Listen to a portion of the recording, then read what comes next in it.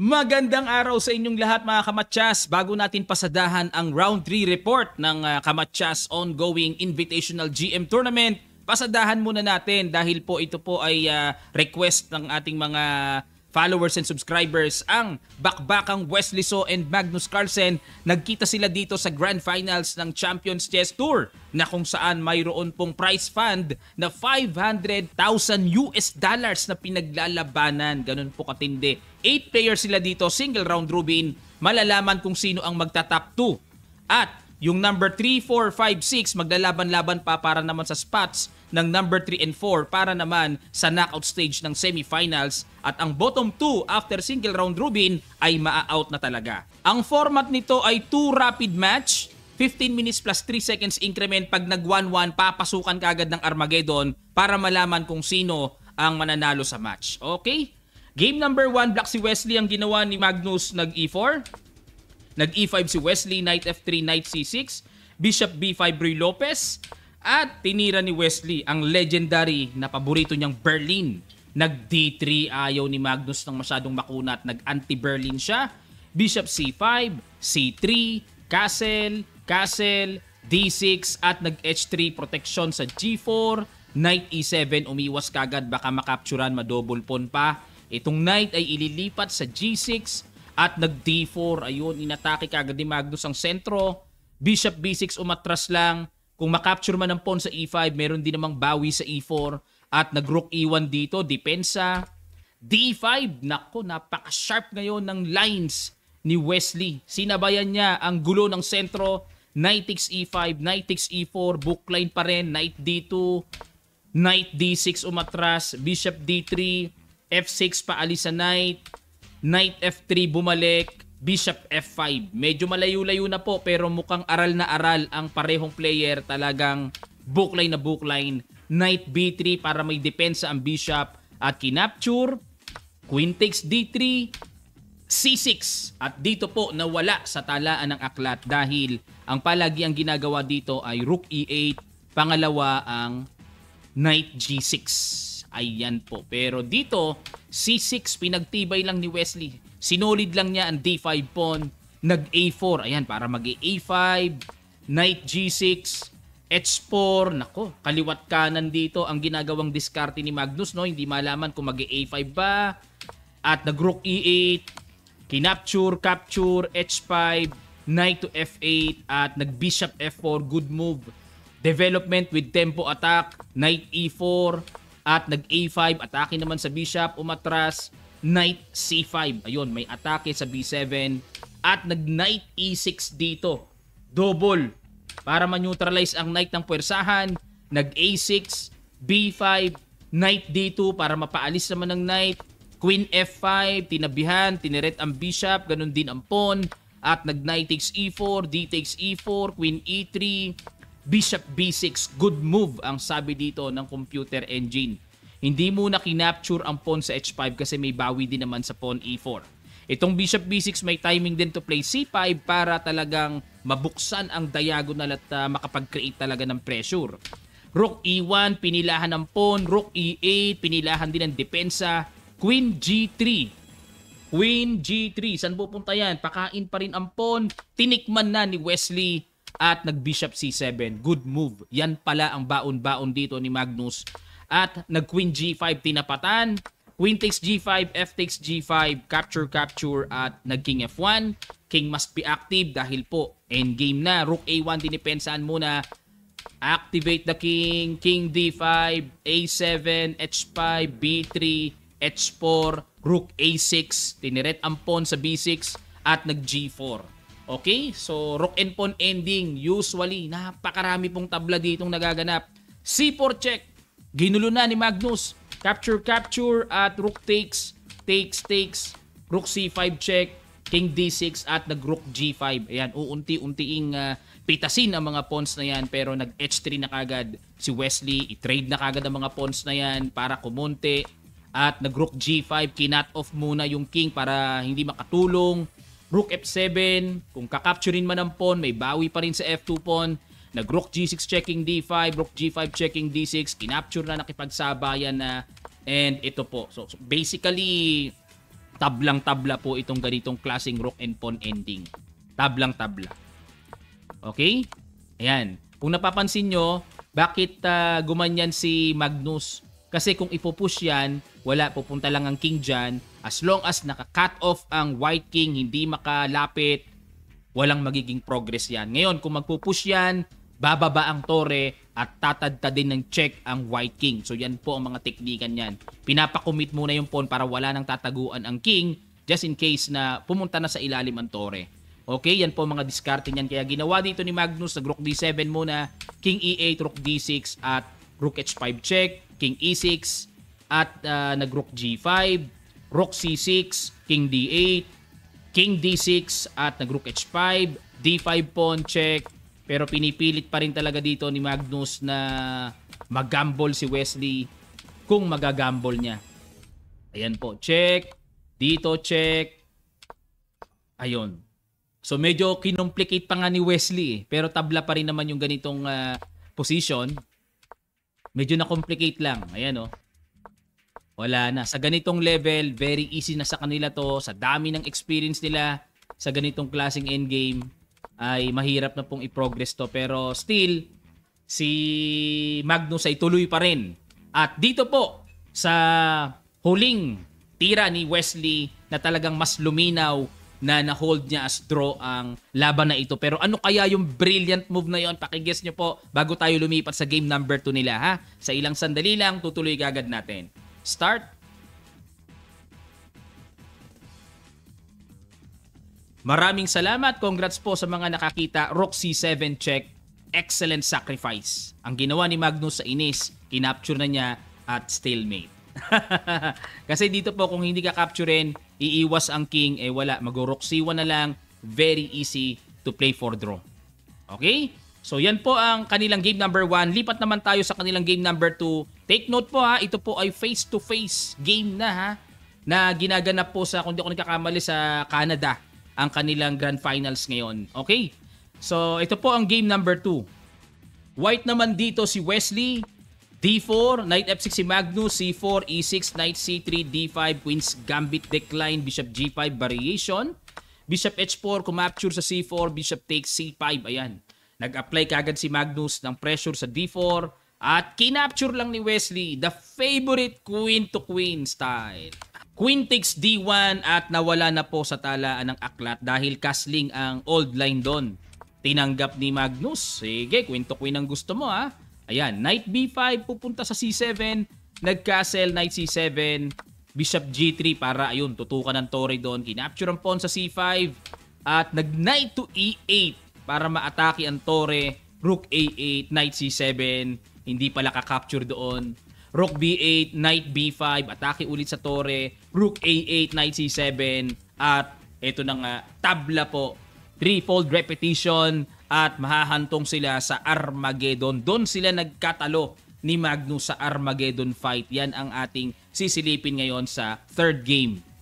White si Wesley dito, must win situation siya. Si Magnus naman ay itatabla lang ang laban. So dito po sa Armageddon, lamang ng oras ang White pero must win. Nag-E4, C5 si Magnus. Ayan o, 8 minutes lang mahigit si Magnus and 14 minutes mahigit. 15 minutes no si Wesley. Sicilian ang laban, pero kakaibang Sicilian ito. Kasi hindi na exchange sa D4, D6, Knight H2, mukhang iikot yata. Bishop G7, castle, Knight F6, F4, kinapture, Bishop takes F4, bookline pa rin, naganap na ito, castle, Queen D2, pinilahan ni Wesley, ang pawn sa H6, King H7. Ayun, dito po nawala sa bookline dahil ayon sa huling na itala, G5 ang ginawa dito. Okay? So, King H7, new move, Knight F3, bumalik si Wesley, Bishop E6, hinamon ang Bishop at dito mga kamatsas, kumarga si Wesley ng kakaibang tira, Knight G5, check, sacrifice, pero bad move ang binigay ni Stockfish. Dapat daw ang tira, Bishop H2. Naku. Sino ba naman ang makakaisip na parang tipong aatras lang na tipong mapapasib ang Bishop pero umatras lang, ano? O pero balik tayo sa Knight G5, balagbag sacrifice ni Wesley. takes, knight e5, queen f2. Ayun pala naman, para naman pilahan at bawiin ang isang pyesa. Pero knight ed7, good move para sapat ang depensa ng knight sa f6. Nag e5, talagang wala na eh. Bara-bara na to, pwersado na tong bawiin eh. Knight e4, pwersado ng bawiin. Nag queen b6, ayun na, bad move dito si Magnus. Ang tumbok na tira, sisimplihan lang pala ng king g8. Sa continuation, ito po, bishop takes, f takes, tapos magku-queen h4.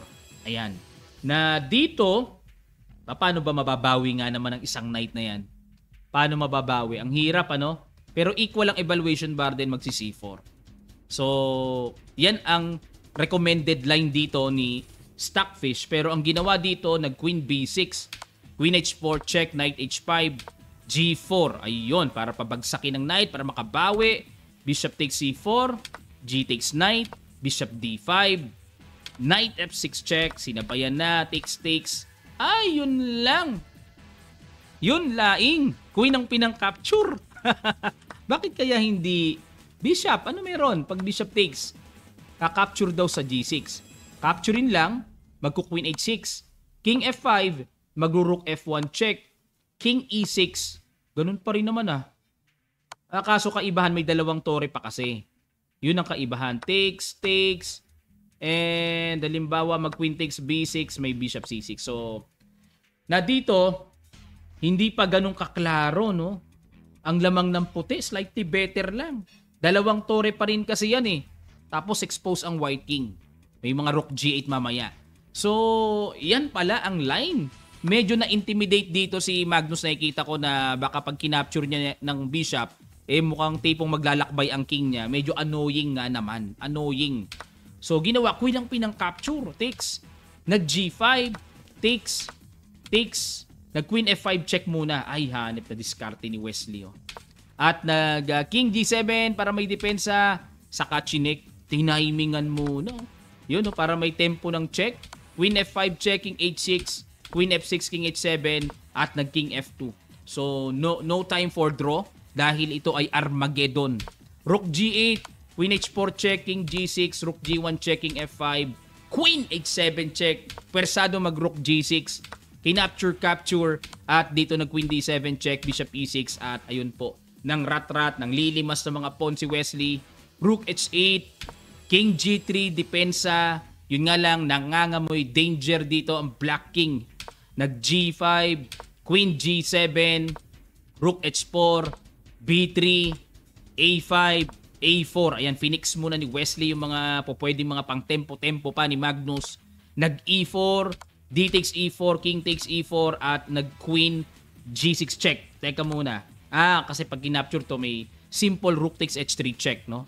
Queen g6 check muna, bishop f5, check ulit, king d4, at nag-c3. Talagang gusto ni Wesley pagalain ng king ni Magnus. King e5, kinapture. Ayan, di po kasi pwedeng capturein to kasi may queen takes c5. Double yan. Nako, tanggal ang isang pyesa. Kaya king e5, queen takes c5, king f6, queen b6 check, bishop e6, and nag-king g2. Ayan, para hindi pa rin makapture ang pawn sa h3 dahil may queen takes bishop. Kung di ako nagkakamali, sisimplihan lang ng gano'n. Ano? Rook e4. b4, nako, two connected pass pawns. Rook e2 checking g3.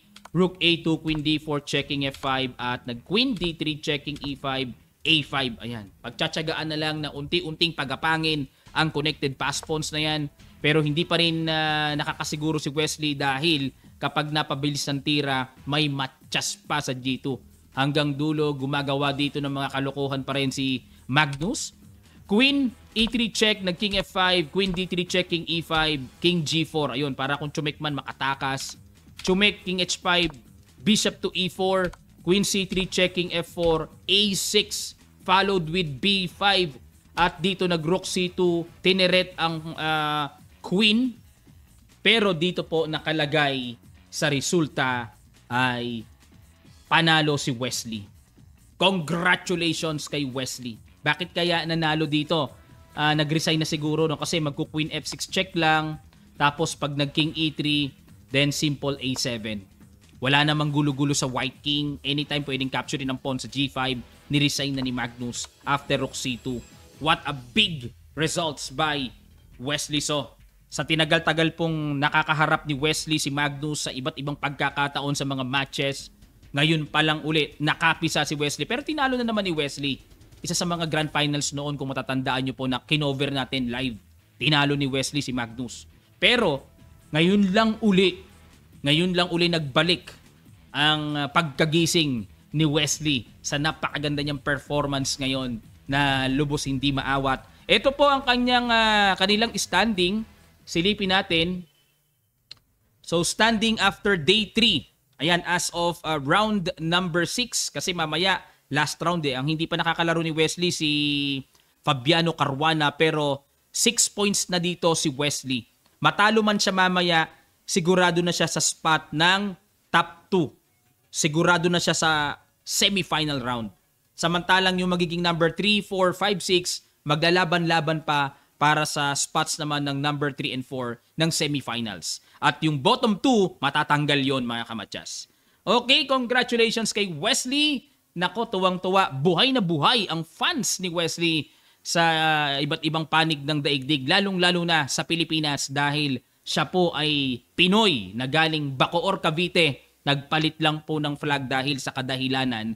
Pero siya pa rin po ay nananatiling may pusong Pinoy, kaya ang mga fans niya dito sa Pilipinas ay tuwang-tuwa sa kanyang big results nang talunin niya si world number 1 Magnus Carlsen. Okay, abangan po natin ang last round, pero definitely pasok na nga si Wesley. Abangan natin dito ay yung semifinal round niya kung sino ang makaka-knockout niya na bracket.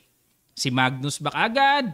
Tingnan natin ang magiging resulta pa. Si Hikaru Nakamura, nakakagulat ang resulta, nakakalungkot po. Hindi ako makapaniwalang nasa bottom 2 siya. Na dito ini-expect talaga ng marami, laging pag rapid and blitz at pabilisan, Nakamura on top. Pero bakit kaya ganon? Mukhang nabawasan yata ang lakas niya. Magbuhat nang siya ay ikasal nitong nakaraan. May asawa na siya eh. Bago lang. Ayan, nagbago resulta niya. Bakit kaya?